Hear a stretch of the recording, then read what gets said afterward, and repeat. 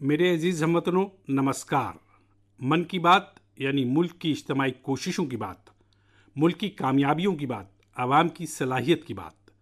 मन की बात यानी मुल्क के नौजवानों के ख्वाबों, मुल्क के शहरियों की उमंगों की बात।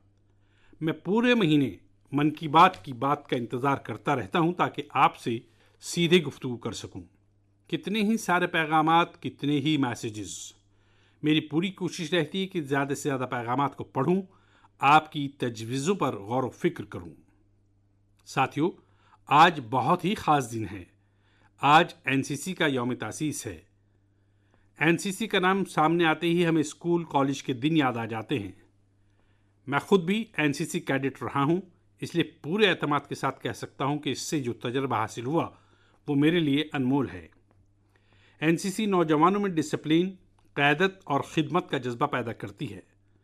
आपने अपने आसपास देखा होगा, जब भी कहीं कोई कुदरती आफत की सूरत हाल होती है, ख़ास सैलाब के हालात हों, कहीं ज़लज़ला आया हो, कोई हादसा हुआ हो, वहाँ मदद करने के लिए एनसीसी के कैडेट्स ज़रूर पहुँच जाते हैं। आज मुल्क में एनसीसी को मजबूत करने के लिए लगातार काम हो रहा है। 2014 में तकरीबन 14 लाख नौजवान एनसीसी से वाबस्ता थे। अब 2024 में 20 लाख से ज़्यादा नौजवान एनसीसी से मुंसलिक हो चुके हैं। पहले के मुकाबले 5000 और नए स्कूल कॉलेजों में अब एनसीसी की सहूलत हो गई है। और सबसे बड़ी बात यह कि एनसीसी में गर्ल्स कैडेट्स की तादाद तकरीबन 25% के आसपास ही होती थी। अब एनसीसी में गर्ल्स कैडेट की तादाद करीब करीब 40% हो गई है। बॉर्डर किनारे रहने वाले नौजवानों को ज़्यादा से ज़्यादा एनसीसी से मुंसलिक करने की मुहिम भी लगातार जारी है। मैं नौजवानों से अपील करूंगा कि ज़्यादा से ज़्यादा तादाद में एनसीसी में शामिल हों। आप देखिएगा कि आप किसी भी करियर में जाएं, एनसीसी से आपकी शख्सियत को निखारने में बड़ी मदद मिलेगी। साथियों, तरक्की याफ्ता भारत की तामीर में नौजवानों का रोल बहुत बड़ा है। नौजवान जब मुत्तहिद होकर मुल्क के मुस्तकबिल के सफ़र के लिए गौर व फिक्र करते हैं तो यकीनी तौर पर उसके ठोस रास्ते निकलते हैं। आप जानते हैं, 12 जनवरी को स्वामी विवेकानंद जी की जयंती पर मुल्क युवा दिवस मनाता है। अगले साल स्वामी विवेकानंद जी का 162वां यौम पैदाइश है। इस बार इसे बहुत ख़ास तरीके से मनाया जाएगा। इस मौके पर 11-12 जनवरी को दिल्ली के भारत मंडपम में नौजवानों के ख्यालात और नज़रियात का महाकुंभ होने जा रहा है। और इस पहल का नाम है विकसित भारत यंग लीडर्स डायलॉग। पूरे मुल्क से करोड़ों नौजवान इसमें हिस्सा लेंगे। गांव, ब्लॉक, ज़िले, रियासत और वहाँ से निकलकर चुने हुए ऐसे 2000 नौजवान भारत मंडपम में विकसित भारत यंग लीडर्स डायलॉग के लिए इकट्ठा होंगे। आपको याद होगा, मैंने लाल किले की फसील से ऐसे नौजवानों से सियासत में आने की अपील की थी जिनकी फैमिली के किसी भी शख्स और पूरी फैमिली का पॉलिटिकल बैकग्राउंड नहीं है। ऐसे 1 लाख नौजवानों को, नए नौजवानों को सियासत से जोड़ने के लिए मुल्क में कई तरह की खुसूसी मुहिम चलेंगी। विकसित भारत यंग लीडर्स डायलॉग भी ऐसी ही एक कोशिश है। इसमें मुल्क और बैरून मुल्क से एक्सपर्ट्स आएंगे। कई कौमी और बैनुल अक़वामी शख्सियात भी मौजूद रहेंगी। मैं भी इसमें ज़्यादा से ज़्यादा वक्त मौजूद रहूँगा। नौजवानों को सीधे हमारे सामने अपने आइडियाज़ को रखने का मौका मिलेगा। मुल्क इन आइडियाज़ को कैसे आगे लेकर जा सकता है, कैसे एक ठोस रोड मैप बन सकता है, इसका एक ब्लूप्रिंट तैयार किया जाएगा। तो आप भी तैयार हो जाइए। जो भारत के मुस्तकबिल की तामीर करने वाले हैं, जो मुल्क की आने वाली नस्लें हैं, उनके लिए ये बहुत बड़ा मौका आ रहा है। आइए मिलकर मुल्क बनाएं, मुल्क को तरक्की याफ्ता बनाएं। मेरे अजीज़ हमवतनों, मन की बात में हम अक्सर ऐसे नौजवानों की बात करते हैं जो बेलौस जज्बे से मुआशरे के लिए काम कर रहे हैं। ऐसे कितने ही नौजवान हैं जो लोगों के छोटे छोटे मसाइल का हल निकालने में लगे हुए हैं। हम अपने आसपास देखें तो कितने ही लोग नज़र आते हैं जिन्हें किसी न किसी तरह की मदद चाहिए, कोई जानकारी चाहिए। मुझे ये जानकर अच्छा लगा कि कुछ नौजवानों ने ग्रुप बनाकर इस तरह की बात को भी एड्रेस किया है। जैसे लखनऊ के रहने वाले वीरेंद्र हैं, वो बुजुर्गों को डिजिटल लाइफ सर्टिफिकेट के काम में मदद करते हैं। आप जानते हैं कि ज़ाब्तों के मुताबिक सभी पेंशनर्स को साल में एक बार लाइफ सर्टिफिकेट जमा कराना होता है। 2014 तक इसका तरीका यह था कि इसे बैंकों में जाकर बुजुर्ग शहरी को खुद जमा करना पड़ता था। आप तसव्वुर कर सकते हैं कि उससे हमारे बुजुर्गों को कितनी परेशानी होती थी। अब ये सिलसिला बदल चुका है। अब डिजिटल लाइफ सर्टिफिकेट देने से चीज़ें बहुत ही सहल हो गई हैं। बुजुर्गों को बैंक नहीं जाना पड़ता। बुजुर्गों को टेक्नोलॉजी की वजह से कोई मुश्किल पेश ना आए, इसमें वीरेंद्र जैसे नौजवानों का बड़ा रोल है। वो अपने इलाके के बुजुर्गों को इसके बारे में आगाह करते रहते हैं। इतना ही नहीं, वो बुजुर्गों को टैक्स सेवी भी बना रहे हैं। ऐसी ही कोशिशों से आज डिजिटल लाइफ सर्टिफिकेट हासिल करने वालों की तादाद 80 लाख से भी ज़्यादा हो गई है। इनमें से 2 लाख से ज़्यादा ऐसे बुजुर्ग हैं जिनकी उम्र 80 साल से भी तजावुज़ कर गई है। साथियों, कई शहरों में नौजवान बुजुर्गों को डिजिटल इनकलाब में शामिल करने के लिए भी आगे आ रहे हैं। भोपाल के महेश ने अपने मोहल्ले के कई बुजुर्गों को मोबाइल के जरिए पेमेंट करना सिखाया है। इन बुजुर्गों के पास स्मार्टफोन तो था, लेकिन उसका सही इस्तेमाल बताने वाला कोई नहीं था। बुजुर्गों को डिजिटल अरेस्ट के खतरे से बचाने के लिए भी नौजवान आगे आए हैं। अहमदाबाद के राजीव लोगों को डिजिटल अरेस्ट के खतरे से आगाह करते हैं। मैंने मन की बात के पिछले एपिसोड में डिजिटल अरेस्ट का तस्करा किया था। इस तरह के जुर्म के सबसे ज़्यादा शिकार बुजुर्ग ही बनते हैं। ऐसे में हमारा फ़र्ज़ है कि हम उनमें बेदारी पैदा करें और साइबर फ्रॉड से बचने में मदद करें। हमें बार बार लोगों को समझाना होगा कि सरकार में डिजिटल अरेस्ट नाम की कोई गुंजाइश नहीं है। ये बिल्कुल झूठ है और लोगों को फंसाने की एक साजिश है। मुझे खुशी है कि हमारे नौजवान साथी इस काम में पूरी हसासियत के साथ हिस्सा ले रहे हैं और दूसरों को भी तहरीक दे रहे हैं। मेरे अजीज हमवतनों, आजकल बच्चों की पढ़ाई को लेकर कई तरह के तजर्बे हो रहे हैं। कोशिश यही है कि हमारे बच्चों में क्रिएटिविटी में इजाफा हो, किताबों के तई उनमें दिलचस्पी में इजाफा हो। कहते भी हैं किताबें इंसान की सबसे अच्छी दोस्त होती हैं, और अब इस दोस्ती को मजबूत करने के लिए लाइब्रेरी से ज़्यादा अच्छी जगह और क्या होगी। मैं चेन्नई की एक मिसाल आपसे शेयर करना चाहता हूँ। यहाँ बच्चों के लिए एक ऐसी लाइब्रेरी तैयार की गई है जो क्रिएटिविटी और लर्निंग का हब बन चुकी है। इसे प्रकृत अरिवगम के नाम से जाना जाता है। इस लाइब्रेरी का आइडिया टेक्नोलॉजी की दुनिया से वाबस्ता श्री राम गोपालन जी की देन है। बैरून मुल्क वो अपने काम के दौरान लेटेस्ट टेक्नोलॉजी की दुनिया से वाबस्ता रहे, लेकिन वो बच्चों में पढ़ने और सीखने की आदत को फ़रोग़ देने के बारे में भी सोचते रहे। भारत वापस आकर उन्होंने प्रकृत अरिवगम को तैयार किया। इसमें 3000 से ज़्यादा किताबें हैं जिन्हें पढ़ने के लिए बच्चे एक दूसरे से आगे निकलने की कोशिश में रहते हैं। किताबों के अलावा इस लाइब्रेरी में होने वाली कई तरह की एक्टिविटीज़ भी बच्चों को लुभाती हैं। स्टोरी टेलिंग सेशन हो, आर्ट वर्कशॉप्स हों, memory training classes, robotic lesson या फिर पब्लिक स्पीकिंग, यहाँ हर किसी के लिए कुछ ना कुछ ज़रूर है जो उन्हें पसंद आता है। साथियों, हैदराबाद में फूड फॉर थॉट फाउंडेशन ने भी कई शानदार लाइब्रेरीज बनाई हैं। इनकी भी कोशिश ये है कि बच्चों को ज़्यादा से ज़्यादा मौज़ूआत पर ठोस जानकारी के साथ पढ़ने के लिए किताबें दस्तयाब हों। बिहार में गोपालगंज की प्रयोग लाइब्रेरी का चर्चा तो आसपास के कई शहरों में होने लगा है। इस लाइब्रेरी से तकरीबन 12 गांव के नौजवानों को किताबें पढ़ने की सहूलत मिलने लगी है। साथ ही ये लाइब्रेरी पढ़ाई में मदद करने वाली दूसरी ज़रूरी सहूलियात भी दस्तयाब करा रही है। कुछ लाइब्रेरीज तो ऐसी हैं जो मुकाबला जाती इम्तहानात की तैयारी में स्टूडेंट्स के बहुत काम आ रही हैं। ये देखना वाकई बहुत खुश आइंद है कि माशरे को बाख्तियार बनाने में आज लाइब्रेरी का बेहतरीन इस्तेमाल हो रहा है। आप भी किताबों से दोस्ती बढ़ाइए और देखिए कैसे आपकी ज़िंदगी में तब्दीली आती है। मेरे अजीज़ हमवतनों, परसों रात ही मैं जनूबी अमेरिका के मुल्क गयाना से वापस आया हूँ। भारत से हज़ारों किलोमीटर दूर गयाना में भी एक मिनी भारत आबाद है। आज से लगभग 180 साल कबल गयाना में भारत के लोगों को खेतों में मजदूरी के लिए दूसरे कामों के लिए ले जाया गया था। आज गयाना में भारत नजाद अफराद सियासत, तिजारत, तालीम और सकाफ़त के हर शोबे में गयाना में कायदाना रोल अदा कर रहे हैं। गयाना के सदर डॉक्टर इरफान अली भी भारत नजाद हैं, जो अपनी भारतीय विरासत पर फ़ख्र करते हैं। जब मैं गयाना में था तभी मेरे दिल में ख्याल आया था जो मैं मन की बात में आपसे शेयर कर रहा हूँ। गयाना की तरह ही दुनिया के दर्जनों मुल्कों में लाखों की तादाद में भारतीय अफराद रहते हैं। कई दहाइयों पहले की 200-300 साल पहले की उनकी आबाओ-अजदाद की अपनी कहानियां हैं। क्या आप ऐसी कहानियों को खोज सकते हैं कि किस तरह गैर मुकीम भारतीय अफराद ने अलग अलग मुल्कों में अपनी पहचान बनाई, कैसे उन्होंने वहाँ की आज़ादी की लड़ाई में हिस्सा लिया, कैसे उन्होंने अपनी भारतीय विरासत को बरकरार रखा। मैं चाहता हूँ कि आप ऐसी सच्ची कहानियों को तलाश करें और मेरे साथ शेयर करें। आप इन कहानियों को नमो ऐप पर या माई गॉव पर #इंडियन डायस्पोरा स्टोरीज के साथ भी शेयर कर सकते हैं।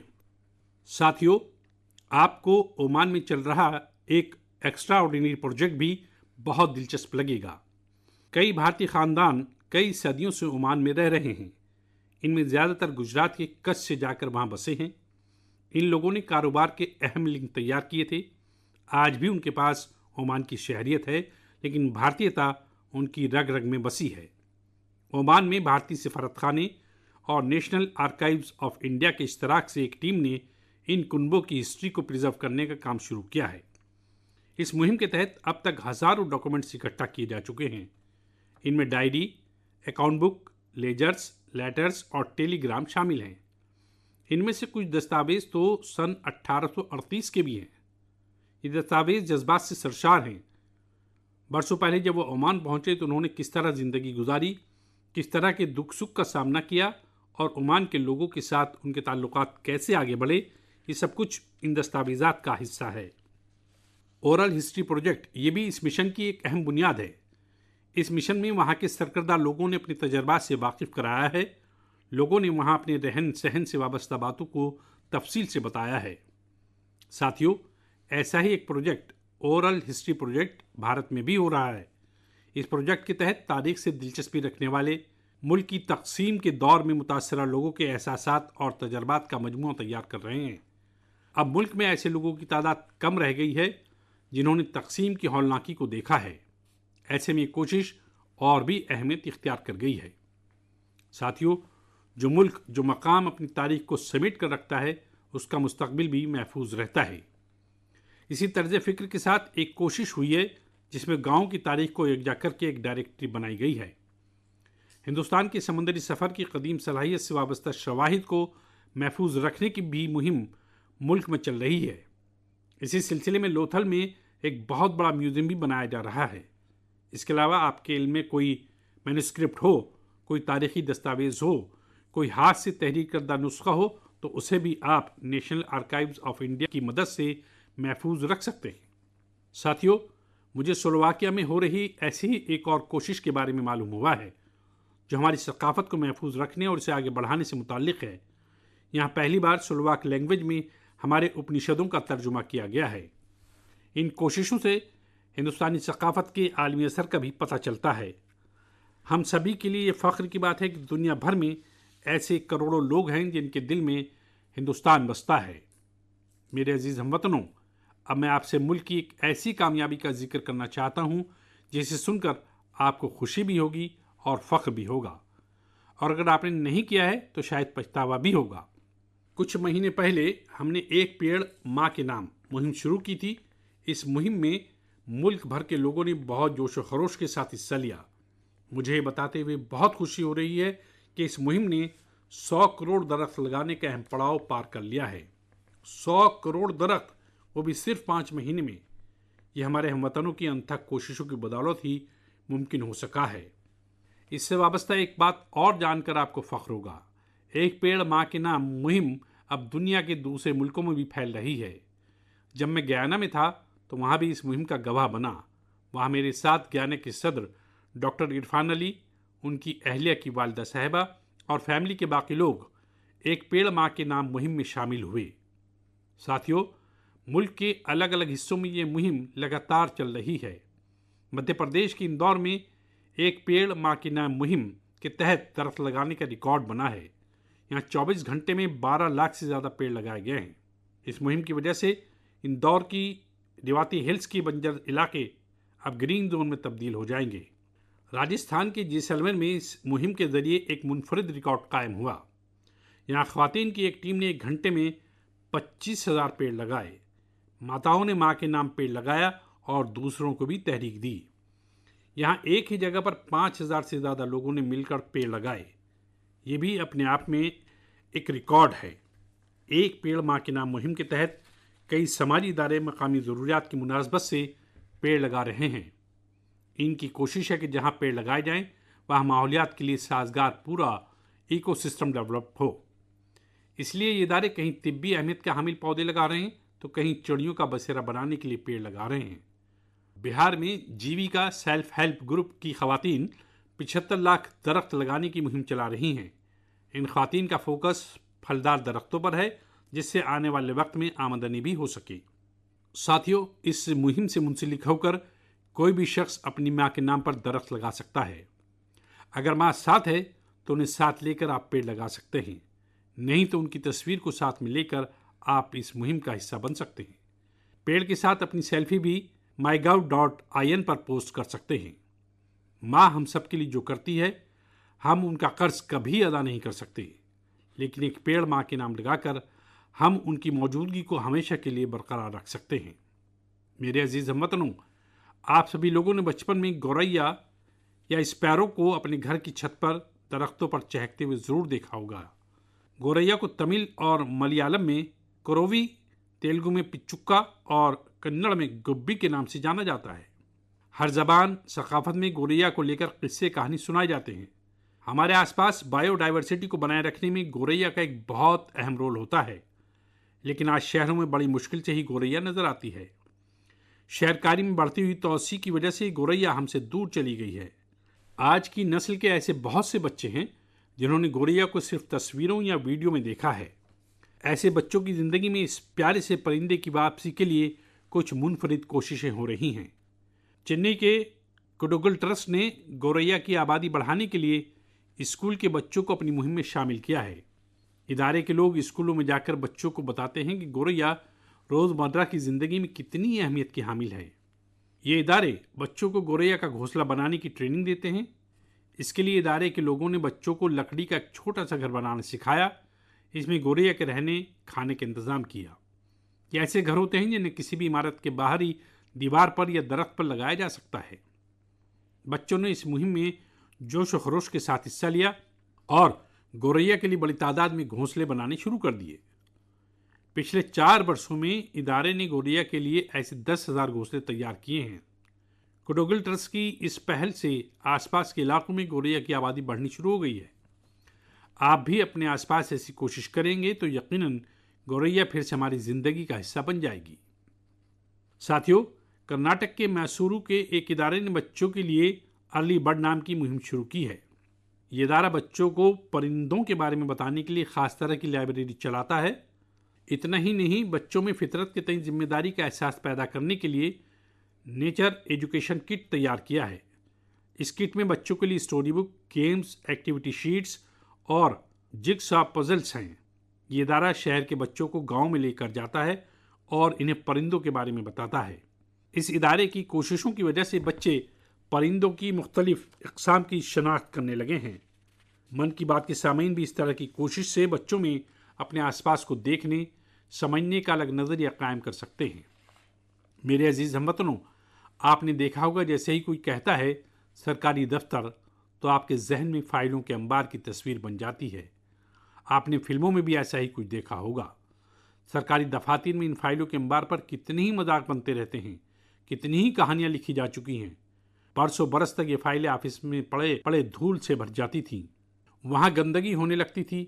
ऐसी कई दहाइयों पुरानी फाइलों और स्क्रैप को हटाने के लिए एक खुसूसी स्वच्छता अभियान चलाया गया। आपको ये जानकर खुशी होगी कि सरकारी महकमों में इस मुहिम के हैरत अंगेज नताइज सामने आए हैं। सफाई सुथराई से दफातर में काफ़ी जगह खाली हो गई है। इससे दफ्तर में काम करने वालों में एक ऑनरशिप का एहसास भी पैदा हुआ है। अपने काम करने की जगह को साफ सुथरा रखने की संजीदगी भी उनमें आई है। साथियों, आपने अक्सर बड़े बुजुर्गों को ये कहते हुए सुना होगा कि जहाँ सफाई सुथराई होती है वहाँ लक्ष्मी जी होती हैं। हमारे यहाँ कचरे और फाजिल मादे से मुफीद और कारामद सामान तैयार करने का तस्वुर बहुत कदीम है। मुल्क के कई हिस्सों में नौजवान बेकार समझी जाने वाली चीज़ों को लेकर कचरे से कंचन बना रहे हैं, तरह तरह के इनोवेशन कर रहे हैं। इससे वो पैसे कमा रहे हैं, रोज़गार के वसीले फराहम कर रहे हैं। ये नौजवान अपनी कोशिशों से सस्टेनेबल लाइफस्टाइल को भी बढ़ावा दे रहे हैं। मुंबई की दो बेटियों की ये कोशिश वाकई बाइसे तहरीक है। अक्षरा और प्रकृति नाम की ये दो बेटियां कतरन से फैशन के सामान बना रही हैं। आप भी जानते हैं, कपड़ों की कटाई सिलाई के दौरान जो कतरन निकलती है उसे बेकार समझकर फेंक दिया जाता है। अक्षरा और प्रकृति की टीम इन्हीं कपड़ों के कचरे को फैशन प्रोडक्ट में बदलती है। कतरन से बनी टोपियां, बैग हाथों हाथ फरोख्त भी हो रहे हैं। साथियों, सफाई सुथराई को लेकर यूपी के कानपुर में भी अच्छी पहल हो रही है। यहाँ कुछ लोग रोजाना सुबह मॉर्निंग वॉक पर निकलते हैं और गंगा की घाटों पर फैले प्लास्टिक और दूसरे कचरे को उठा लेते हैं। लोगों के इस ग्रुप को कानपुर प्लॉगर्स ग्रुप का नाम दिया गया है। इस मुहिम की शुरुआत कुछ दोस्तों ने मिलकर की थी। रफ्ता रफ्ता ये अवामी शमूलियत की बड़ी मुहिम बन गई है। शहर के कई लोग इसके साथ शामिल हो गए हैं। इसके रुकन अब दुकानों और घरों से भी कचरा उठाने लगे हैं। इस कचरे से रिसाइकिल प्लांट में ट्रीगार्ड तैयार किए जाते हैं। यानी इस ग्रुप के लोग कचरे से बने ट्रीगार्ड से पौधों का तहफ़्फ़ुज़ भी करते हैं। साथियों, छोटी छोटी कोशिशों से कैसी बड़ी कामयाबी मिलती है, इसकी एक मिसाल आसाम की इतिशा भी है। इतिशा की पढ़ाई लिखाई दिल्ली और पुणे में हुई है। इतिशा कारपोरेट दुनिया की चमक दमक छोड़कर अरुणाचल की सांगती वादी को साफ बनाने में लगी हुई हैं। सयाहों की वजह से वहाँ काफ़ी प्लास्टिक वेस्ट जमा होने लगा था। वहाँ की नदी जो कभी साफ थी वो प्लास्टिक वेस्ट की वजह से आलूदा हो गई थी। उसे साफ करने के लिए इतिशा मकामी लोगों के साथ मिलकर काम कर रही है। इनके ग्रुप के लोग वहाँ आने वाले टूरिस्ट में बेदारी पैदा करते हैं और प्लास्टिक वेस्ट को कलेक्ट करने के लिए पूरी वादी में बांस से तैयार किए गए कूड़ेदान लगाते हैं।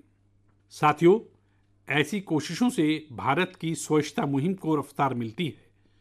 ये लगातार जारी रहने वाली मुहिम है। आपके आसपास भी ऐसा ज़रूर होता ही होगा। आप मुझे ऐसी कोशिशों के बारे में ज़रूर लिखते रहिए। साथियों, मन की बात के इस एपिसोड में फ़िलहाल इतना ही। मुझे तो पूरे महीने आपके रद्देमल, खुतूत और तजवीज़ों का बहुत इंतज़ार रहता है। हर महीने आने वाले आपके पैगामात मुझे और बेहतर करने की तहरीक देते हैं। अगले महीने में हम फिर मिलेंगे मन की बात के एक और नशरी में, मुल्क और हमवतनों को नई कामयाबियों के साथ। तब तक के लिए आप सभी हमवतनों को मेरी बहुत बहुत नेक ख्वाहिशात। बहुत बहुत शुक्रिया।